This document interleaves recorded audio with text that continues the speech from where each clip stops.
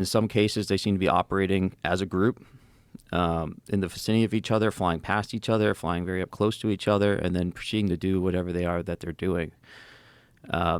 It's an unknown right now if they are emitting energy or not. So, like radio communications or their own maybe active sensor systems, it's unknown. I've poked on that front, and the best I can tell, the government doesn't know either. That seems so weird that they don't know that. Like, it's just very disturbing that someone could operate these things and have, how many, what is the estimated number of them? That's a great question. At this point, I'm comfortable making a guess of probably over 800 or 1,000.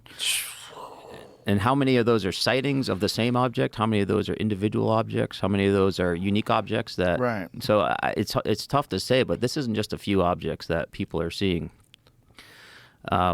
And so I can imagine some technologies that will allow traditional UAVs or drones to operate without emitting, right? So they could have a self-contained navigational system, right? Maybe they have their own onboard maps and they're using cameras to map where they are. So then they would be completely autonomous. You just send them out there and they would have a task and they would go through whatever their task is and navigate via their GPS or whatever tracking system they're using. Exactly. And then, what is their task, right? Right. Is it just to instill panic and fear? Is it because they're sensing something? And if they are sensing something, they would have to be using what's called passive sensors, right? So like a camera system is passive, but if you're shooting a radar out and having it bounce off of something, that's active, right? And that's easier to detect than a passive system.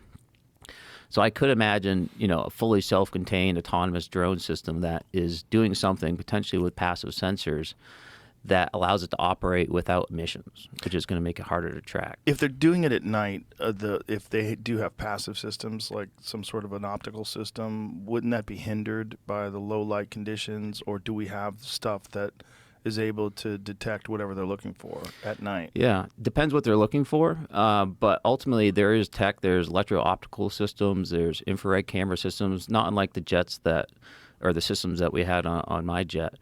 But we were able to detect these objects with infrared when we were flying off the eastern seaboard. There are a number of reports from law enforcement that their infrared systems are not able to pick these objects up.